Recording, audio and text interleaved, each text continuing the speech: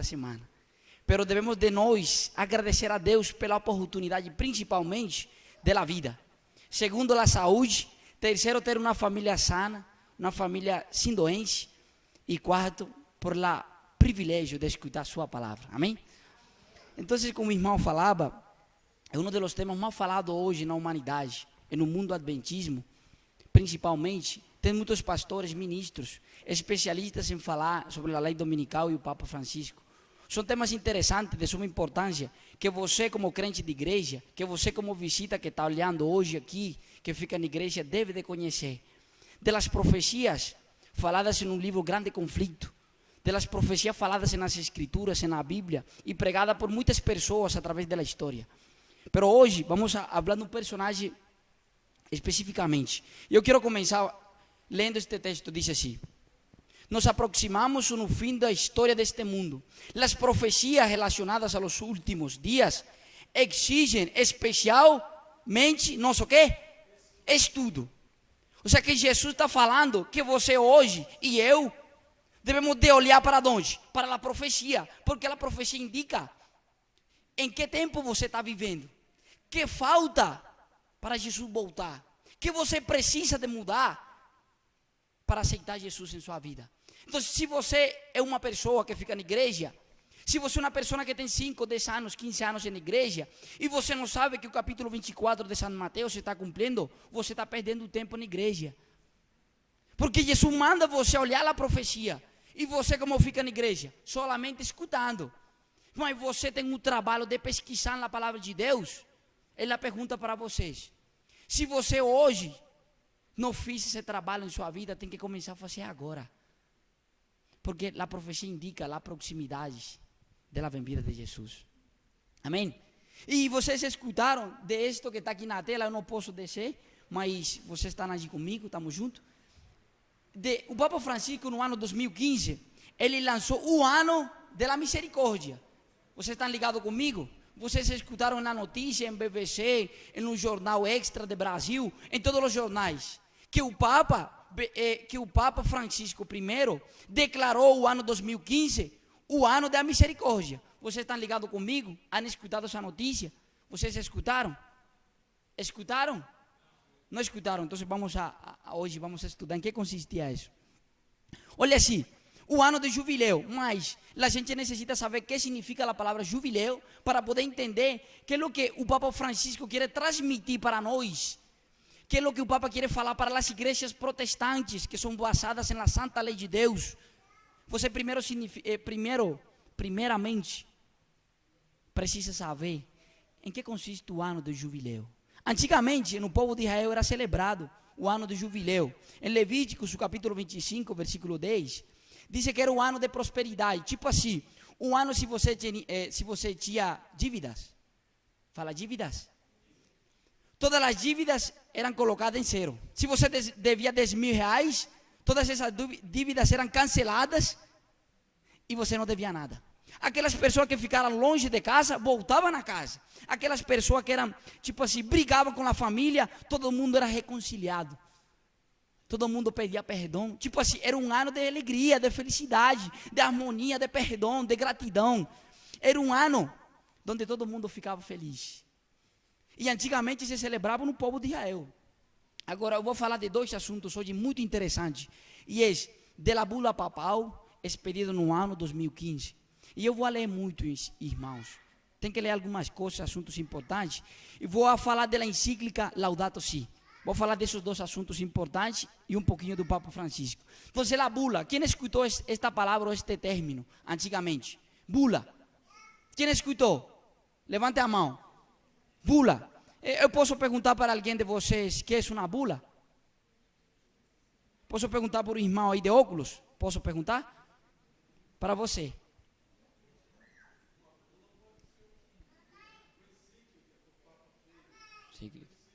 Uma encíclica que o Papa fez, um documento papal, outro.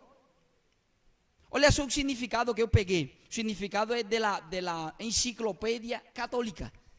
Fala assim, um documento, pero é interessante, porque quando você começa a olhar o significado da palavra bula, aparece algo interessante. Aparece uma palavra pontífices.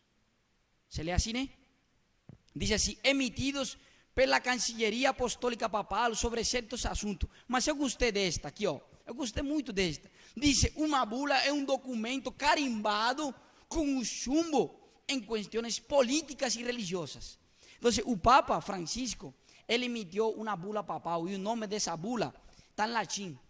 Mas eu, graças a Deus, encontrei a tradução. Você pode encontrar a tradução também.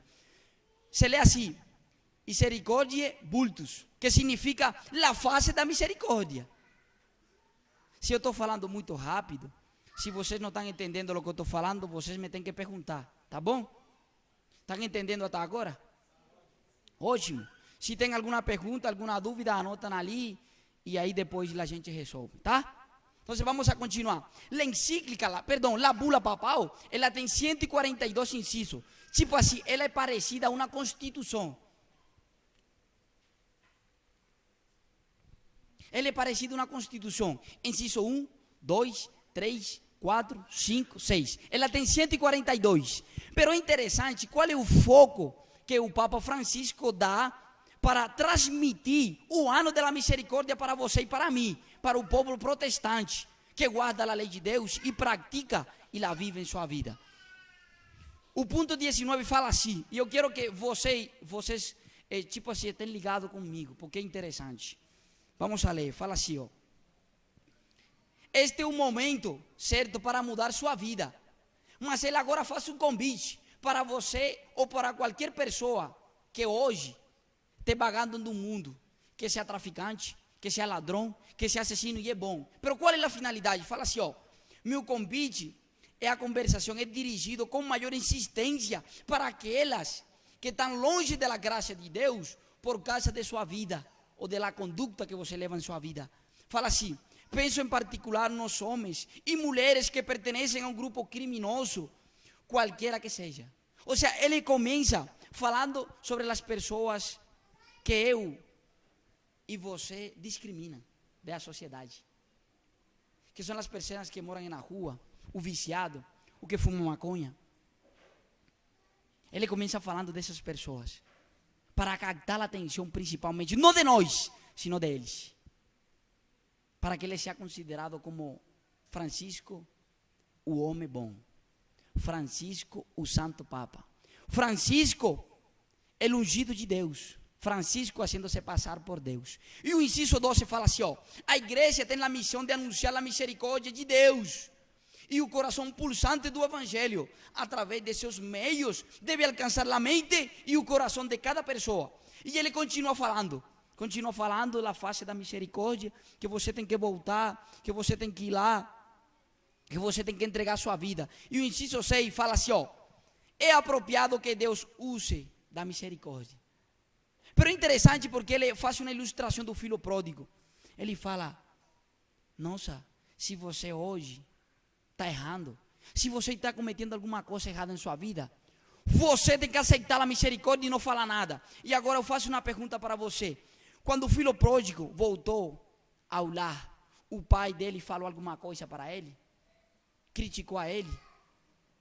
Eu pergunto para vocês, vamos aqui juntos. Eu pergunto para vocês, queridos irmãos. Se alguém me está chamando, eu vou chamar ele aqui na frente, tá? Vocês sabem como funciona o exercício, né? Se alguém me está chamando lá atrás, eu vou chamar ele aqui na frente e vamos fazer um exercício junto, tá bom? Então, o Papa Francisco, nessa bula papal, continua falando da misericórdia, da paz, da bondade, do amor, de tudo o que tem que ver com a misericórdia. Mas é interessante porque ele fala de uma brecha que foi aberta muitos anos atrás, na época de Martim Lutero. Na época que Martim Lutero falou assim, ó, oi, a igreja não precisa de ficar de joelhos, de indulgência. Jesus e só Jesus, Cristo e só Cristo, pode dar a salvação a você. Se você hoje aceita Jesus como seu salvador pessoal, você não precisa de mais nada. Você precisa aceitar Jesus. Mas a igreja católica no tempo de Martim Lutero, como era? Como hoje. Você tem que rezar 15 Ave Marias, 3 Padre Nostro, e quantos mais? Só indulgência, obra, obra, obra e obra. Mas Martim Lutero descobriu no livro de Romanos, o capítulo 10, que Cristo e só Cristo. que você tem que aceitar Cristo como seu Salvador pessoal, para que Ele mude sua vida. Mas é interessante porque nessa época foram mortas muitas pessoas para que o mensagem da reforma ficara hoje com vocês. Muitas pessoas foram sacrificadas para que essa mensagem tão grande, tão hermosa, tão gratificante, uma mensagem de salvação, pudesse chegar hoje para vocês aqui.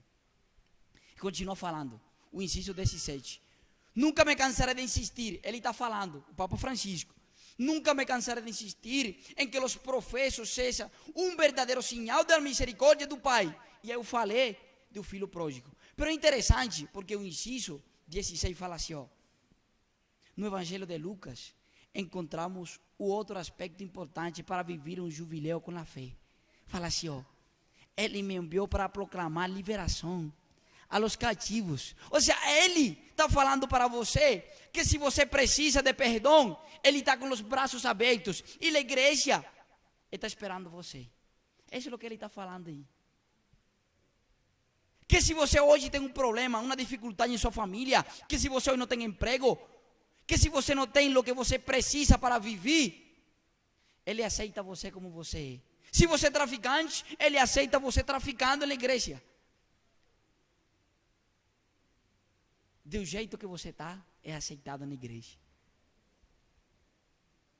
Do jeito que você está. E agora, vou pôr um exemplo de uma bula que foi expedida há muito tempo atrás, 1252. É uma bula que se você pesquisa na internet, você vai achar em que consistia esta bula. Eu acho que estou falando muito rápido, porque é muita coisa para falar. Fala assim, ó. O Papa expediu uma bula. A bula é muito conhecida hoje, atualmente, tanto no mundo católico como no mundo protestante. Porque essa época marcou a história para a igreja protestante. E esta bula tem o nome de extirpanda. Não sei como se fala a palavra. Extirpanda, machucar, tipo assim, magoar, afligir, quebrar os ossos, tipo assim, parecido assim.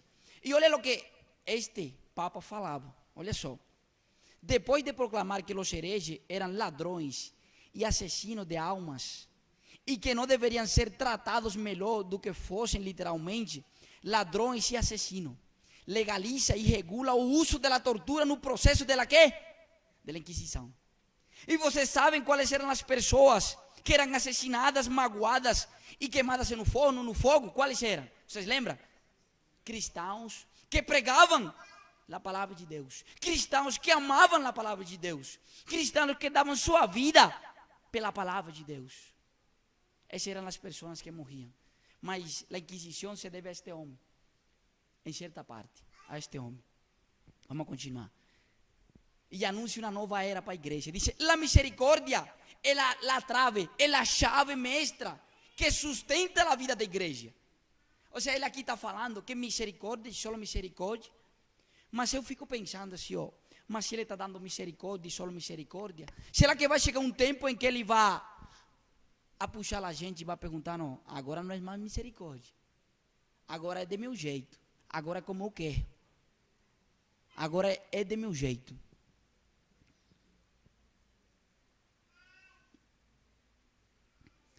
Um ano para fechar a brecha de todas as pessoas que morreram. Ele está pedindo perdão publicamente por todos os cristãos que morreram.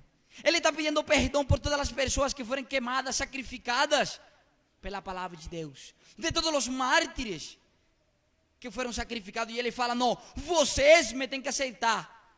Porque eu estou pedindo perdão publicamente. E como eu estou no ano da misericórdia, você tem que aceitar o perdão. Porque eu, em nome da igreja católica, estou oferecendo perdão para você. Então você tem que aceitar meu perdão. Porque é o ano da misericórdia. E ele está pedindo perdão. Mas continua falando assim, ó. Estas palavras que eu vou falar aqui são fortes, mas eu vou falar no nome de Jesus. Diz Roma, o grande conflito, na página 638. Roma está furtivamente aumentando seu poder. Sua doutrina está exercendo influência em las câmaras legislativas. E eu vou explicar essa parte agora. Nas igrejas, no coração dos homens, ele já está, como fala aí? Erguendo seus edifícios magníficos e impotentes e cujos recintos secretos ele retornará às suas antigas persecuções. Agora eu vou falar. Este homem que vocês olham aqui, aí está um homem e uma mulher, né? Esse homem que vocês olham aí era o secretário, tipo assim, o secretário, como fala assim? O secretário, podemos falar, tipo, ser um acompanhante, mas vamos falar que era o secretário de defesa na época. É tipo assim, um porta-voz. Mas ele era um homem de influência. E o primeiro que ele fez foi convocar o Papa Francisco a la capital de Washington, D.C. E vocês sabem de onde chegou? Fala assim, ó, em um viagem histórico, o Papa Francisco, é informação deles mesmos, você pode pesquisar. O Papa Francisco falará o 24 de setembro ante uma sessão conjunta das duas casas do Congresso dos Estados Unidos. As duas conjuntas é os que fazem as leis e o processo civil ou militar. Então, ele foi o centro da reunião. Olha aqui, ele foi o centro da reunião. Vocês olham aí na metade, né? Isso foi o primeiro que Francisco primeiro fez. Ele recebeu o poder no ano 2013 e no ano 2015 ele visitou Estados Unidos de Norte-América. E a profecia novamente se cumpriu. Vocês lembram do passagem que eu estou lendo aqui? Vocês lembram do passagem que eu estou lendo aqui? Fala assim, ó. Ele diz, Roma está furtivamente aumentando seu poder. Suas doutrinas estão exercendo influência de onde? E a profecia novamente se cumpre delante de você. Delante de nós. Ele foi o centro da reunião. Foi o centro. Olha só, diz, referindo-se aos Estados Unidos de Norte-América, diz, os governantes de nossa nação promulgam leis. E quê? E las aplicarão. E se aplicarão, para mim, para vocês que pensam de se aplicarão? Como é que é? Obrigar, forçar. Que vocês mais pensam comigo? E dessa maneira o povo de Deus será colocado em grande perigo quando nossa nação aprove as leis. Estamos falando de leis. Suas leis. Quando nossa nação aprove nossas leis em seus conselhos legislativos para pressionar a consciência dos homens em relação a seus privilégios religiosos. Ô irmão, o negócio não é brincadeira, o negócio é sério. O negócio é que hoje, mientras você está parado, sem orar, sem jejuar, sem ler a Bíblia, o diabo está maquinando em como vai ser para que você não entenda as profecias. Põe o trabalho, põe o cansaço, põe qualquer coisa para distrair a mente de você de lo que verdadeiramente é importante para nós, que é a profecia. O inciso número 3 fala assim: não momentos em que, de uma maneira muito mais intensa, somos chamados de novo à misericórdia. E este jornal que está ali, que vocês observam aí, está em espanhol. Está em espanhol. É porque eu tirei um sprint, não consegui traduzir. Entendeu? Fala assim, o Papa já não é solo para os católicos. Ou seja, isso para mim me fala que agora o Papa se vai vestir de pomba. Ele se vai vestir de pomba. E fala assim, quando a igreja primitiva corrompeu, não vale aqui não, vou continuar. Aqui, ó. Vocês lembram quando o Papa Francisco visitou Rio de Janeiro? Vocês lembram? Vocês lembram um ano? Lembra? Esse é um sprint tirado. Como ficou Rio de Janeiro o dia que o Papa Francisco visitou Rio de Janeiro? Vocês lembram? Quem lembra? Que ano?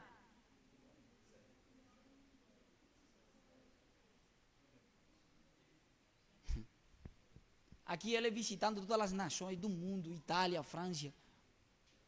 Mas agora eu vou fazer um parêntese aqui. E eu vou falar porque está transmitindo, né? Mas eu vou falar. Fala assim, ó.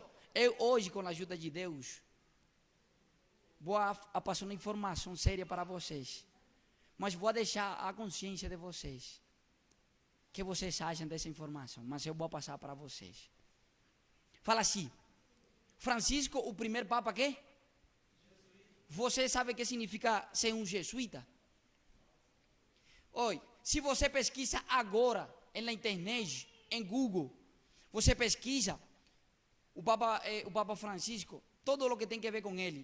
Que dia ele nasceu, quantos anos ele tem, quanto ele foi sacerdote. Pero para mim chama a atenção quando fala assim que ele pertence à congregação da Companhia de Jesus. Para mim ele chama a atenção. Chama a minha atenção. Quando fala que ele pertence à Companhia de Jesus.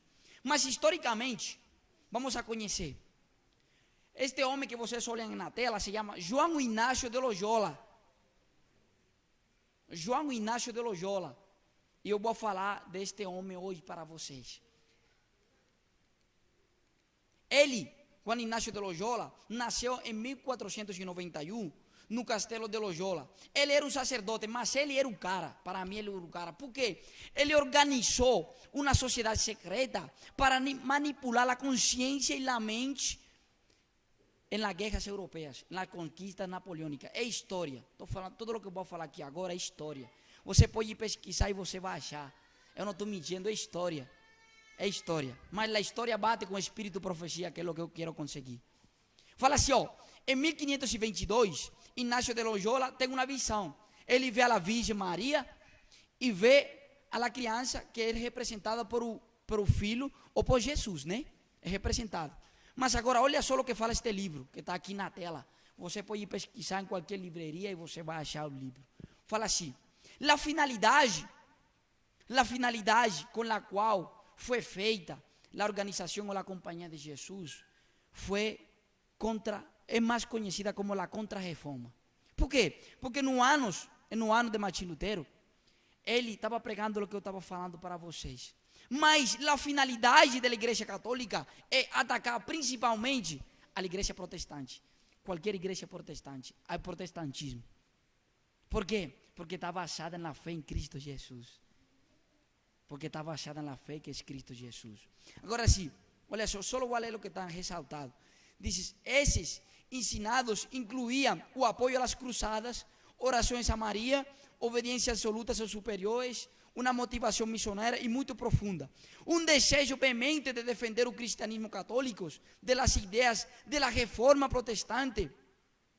É a expansão do imperialismo de los árabes. Ou seja, a profundidade de esto não era o que você e eu conhecia.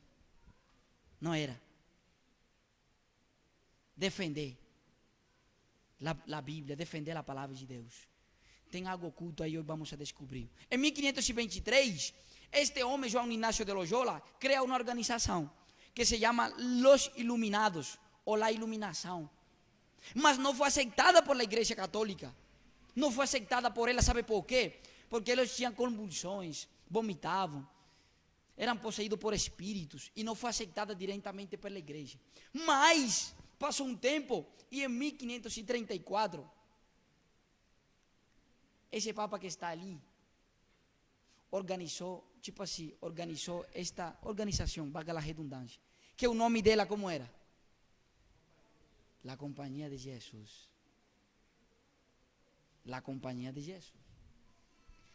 E eu vou falar, os jesuítas, diz assim, sua posição na Igreja Católica Romana foi solicitada no Concílio de Trento. Quem escutou falar do Concílio de Trento, do Concílio de Nicea, de muitos concílios que foram realizados? Pero para mim chama muito a atenção este concílio, porque a finalidade e a profundidade deste concílio não foi defender os princípios do protestantismo, foi atacar o protestantismo. Fala assim, ó, o Concílio de Trento se realizou em 1546. O Concílio de Trento foi realizado com um grande objetivo em mente. Foi qual? É história. Mas a história bate com a Bíblia, com o Espírito de Profecia. Eu amo o Espírito de Profecia, graças a Deus. Tudo o que eu estou falando aqui está um Espírito de Profecia. Olha só o que fala. Após de los primeiros triunfos de la Reforma, foi quando nasceu a Ordem de los Jesuítas, que seria a mais cruel e menos escrupulosa e mais formidável de todos os campeões do papado. Ou seja, a história bate com o espírito de profecia. Olha só. A história bate de novo com o espírito de profecia. Por exemplo, eu sou um jovem que, se, por exemplo, eu leio a história e está fora do espírito de profecia, para mim a história eu deixo lá. Mas se eu pesquiso na história e bate com o espírito de profecia, aí eu concordo. E tudo o que eu falei ao princípio é história, que você e eu pode conseguir. Mas agora o espírito de profecia confirma a história de novo. Quem são os jesuítas? É um livro que o nome dele é Os Terroristas Secretos. É um livro assim pequeno. Não sei se vocês conhecem esse livro, mas é muito interessante.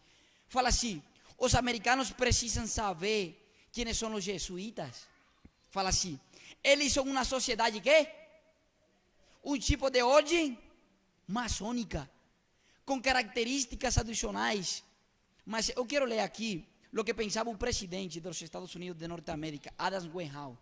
Falou assim: ó, não gosto da reaparição dos jesuítas. Se houvesse uma corporação humana que merece condenação na terra e no inferno, é essa sociedade de quem? De Loyola, a Companhia de Jesus, os Iluminados de Baviera, a mesma coisa. Sino que a medida do tempo, a medida da história foi mudando de quê? De nome. Mas hoje, você e eu conhecem como os jesuítas. E continua falando, Napoleão Bonaparte. Mas o que você não sabe é que Napoleão Bonaparte foi financiado e deram todo o que ele precisava para as conquistas napoleônicas. E imagina, pensa, quem financiou Napoleão Bonaparte? A Igreja Católica.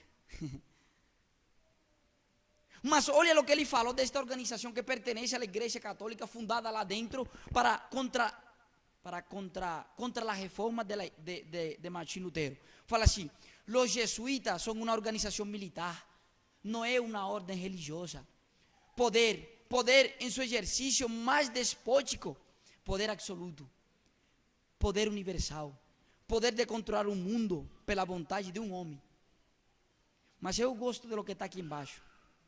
E ao mesmo tempo é o maior dos absurdos. Vocês conhecem este homem, Abraham Lincoln?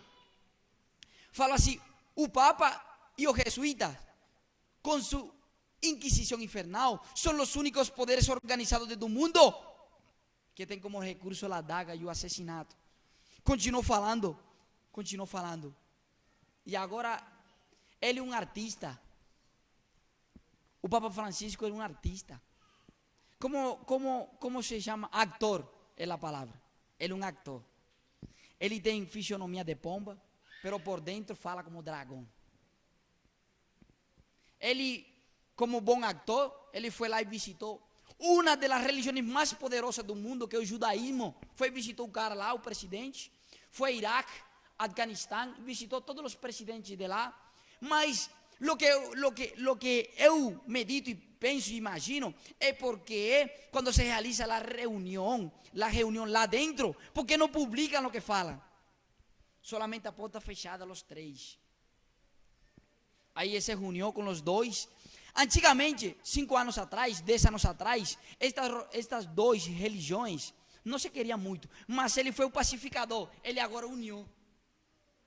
Eu sou o pacificador. Ele veio e uniu. Vocês reconhecem alguma pessoa dali? Aí eu conheço aí ao presidente de los Mormons, conheço aí a Argentina. Aí depois vão analisar depois. Foram convidados a Roma. Foram convidados lá para ter uma reunião à porta fechada, só eles. Qual é a finalidade? Esta. Encíclica Laudato Si. E vou continuar. Vocês têm sono? Vocês têm sono? Fala a verdade, tem que falar. O crente não pode mentir. Você tem sono? Tem não? Você tem? Tem que falar a verdade, que tem sono, tem que falar, tem sono. Mas vamos continuar com a ajuda de Deus. Deus vai abençoar para poder entender o que eu vou continuar falando. A encíclica Laudato Si. Foi uma encíclica, foi um edicto que foi lançado, que foi feito, que foi orquestrado, que foi escrevido com punho. Fala com punho. Com o próprio punho dele, o Papa Francisco. E esta encíclica, vamos saber o significado. O que significa essa palavra encíclica? Encíclica viene de latim, mas é traduzido para o grego.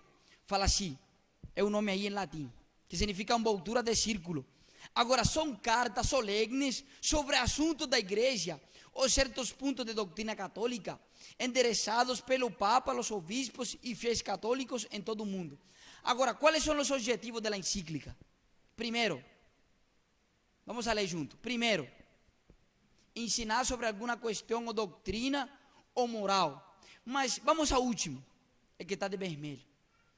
As encíclicas papais indicam uma alta prioridade para um assunto em qualquer momento. Agora, as encíclicas, como são consideradas hoje no mundo católico? Como são consideradas hoje no mundo católico? São consideradas como a voz de quem? De Deus. Você não pode quê? Você não pode quê? Debater, não pode discutir, não pode ser interpretada, deve ser cumprida de acordo com a vontade de quem? Ou seja, o assunto é sério, irmão. Jovem, visita.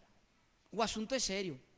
Mas se você quiser depois, a encíclica eu tenho aqui completa. São 242 incisos. Mas as encíclicas é uma lei. É uma lei. Este Papa que está aqui fez uma encíclica em 1950. Mas qual era a finalidade que eu quero levar para vocês? Vamos a ler o que está em vermelho. É evidente que, de acordo com a intenção e a vontade dos próprios pontífices, esta questão não pode ser mais considerada como livre discussão entre os teólogos. Ou seja, quer dizer que as encíclicas não têm discussão. É o que está ali e mais nada. É o que está ali e mais nada. Mas eu quero falar para você de um assunto que hoje, um dos assuntos mais falados por os pregadores, que é o calentamento global. A crise ecológica.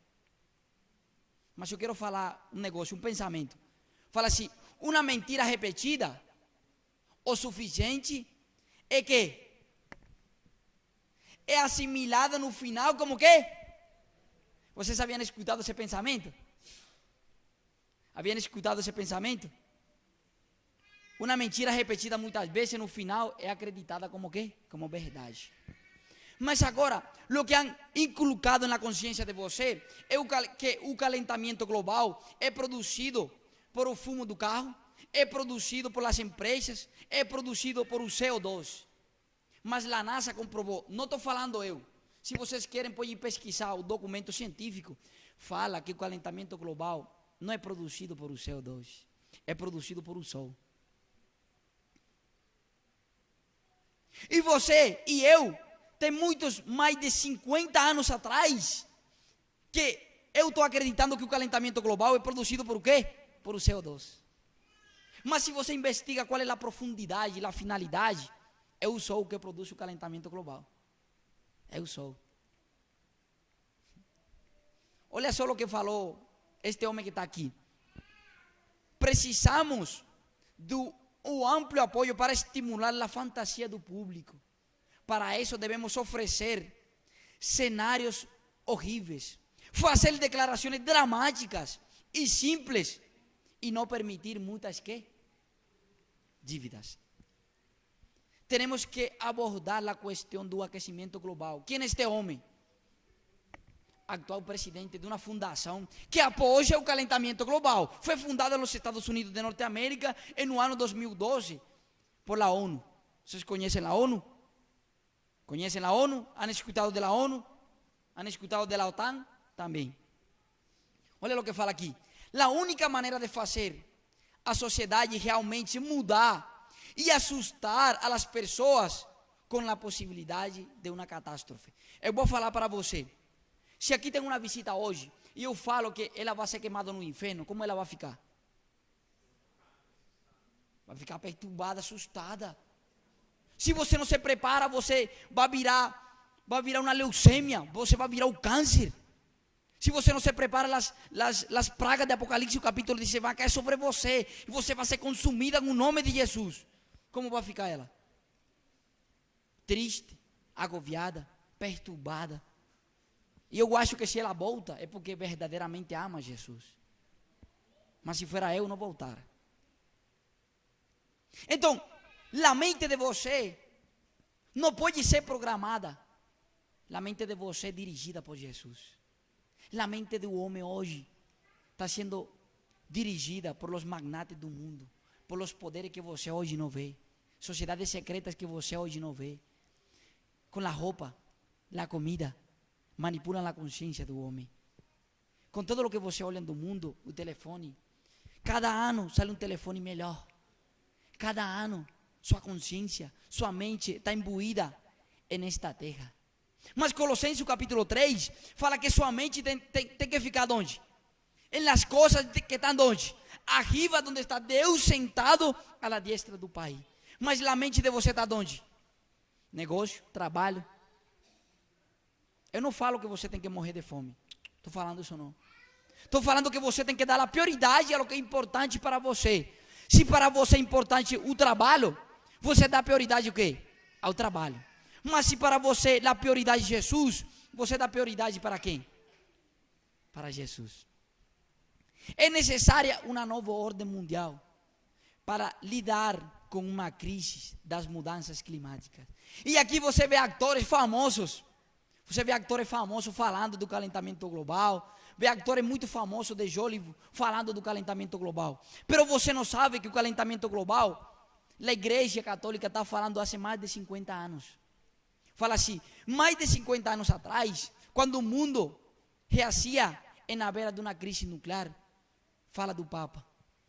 E você vai olhar essa encíclica, que todo o que está falando de calentamento global. Todo o que está falando é do calentamento global. Mas não solamente fala do calentamento global. O inciso 13 fala assim, o desafio urgente de proteger nosso lar comum. O novo ordem mundial, ele quer fazer isto aqui, uma sola moeda, uma sola família, uma sola religião, uma sola aldeia global. Ele quer unificar o mundo. Que não existem fronteiras, que não existe o brasileiro nem o colombiano, sino que existe o quê? O ser humano. Uma sola aldeia global. Que não existam fronteiras, que não exista cor de pele, que não exista nada disso. Um chamado a unir a todo o planeta. Fala assim, precisamos de fortalecer a consciência que somos uma família que? Humana. Que somos uma família humana. Uma sola família humana. E continua falando, as criaturas deste mundo não podem ser consideradas como boas e sem dono. Está falando que você lhe pertence a ele. Está falando que você não pode andar pela rua achando que você não tem um dono. Mas ele fala que é Jesus. Mas a profundidade disso é que ele está falando que você lhe pertence a ele. Fala assim, que os seres humanos destruam a diversidade biológica da criação divina. Que os seres humanos degradem a integridade da terra e contribuam para as mudanças climáticas. E acredito que o Francisco é o exemplo. Ele mesmo escreve e ele mesmo se postula.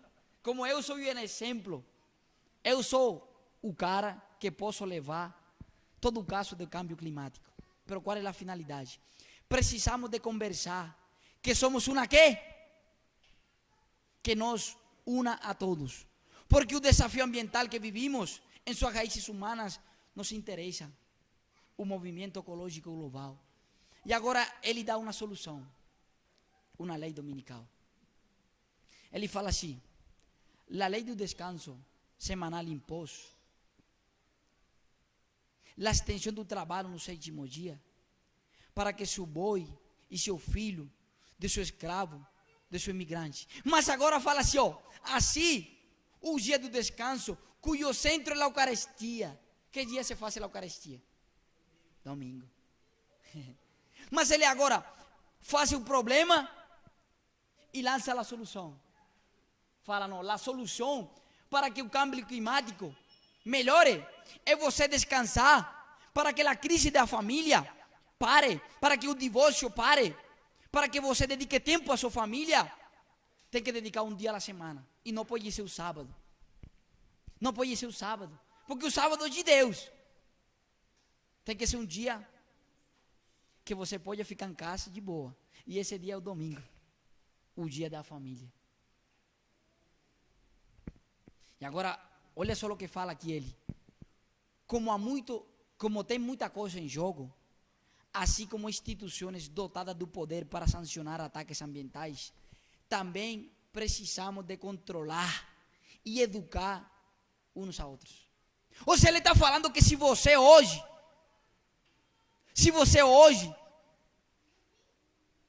não toma uma decisão para o melhoramento do planeta, você vai ser sancionado, você vai ser multado. Não cumprir a lei do domingo, o dia da família, será considerado como um ataque a quê? Ao meio ambiente.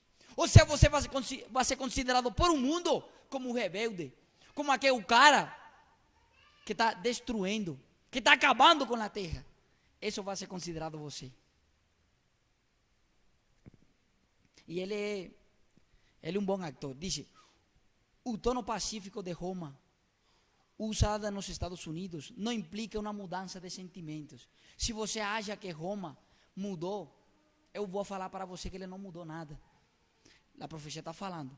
Ele emprega todos os tipos de estratégia para ampliar sua influência e aumentar quê? Seu poder, enquanto se prepara para uma luta violenta e resoluta para recuperar o governo quê? Mundial. A Igreja Católica atualmente coloca um rosto que gentil, um rosto de boa, um rosto amável, um rosto apassível no mundo e pede desculpa por tudo o que ela fez. A Inquisição, por todos os cristãos que foram mortos. Ele vestiu com as roupas de Cristo. Mas isso realmente não mudou. Todos os princípios formulados pelo papismo nas épocas passadas subsistem em quando? Em nossos dias.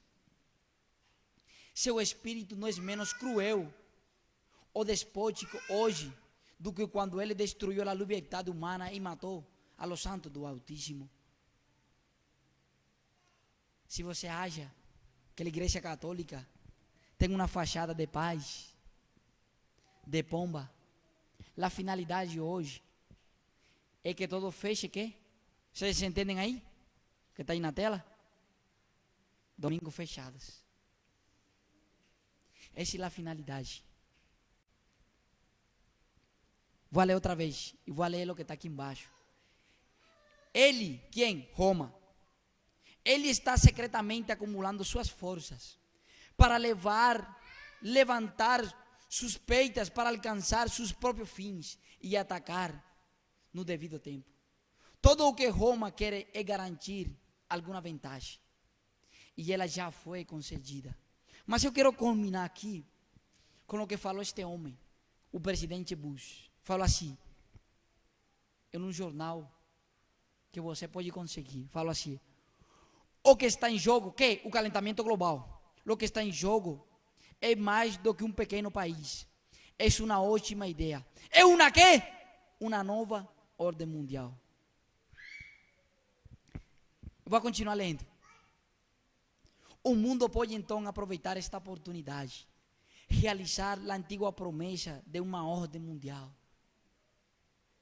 Se os Estados Unidos carregam uma boa parte da liderança de nosso esforço entre as nações do mundo, apenas os Estados Unidos da América tivessem a força moral e o recurso a apropriá-lo, nós somos a única nação na Terra que pode reunir a força de paz. Vou colocar um vídeo aqui. Vocês vão olhar aí. Vocês podem olhar hoje como está o mundo. Vocês podem olhar hoje como estão todos os magnatas, todos os presidentes. Vocês hoje podem olhar no mundo que o Papa é adorado. Vocês podem olhar no mundo que Francisco Bergoglio é uma das pessoas mais interessantes e influentes do planeta.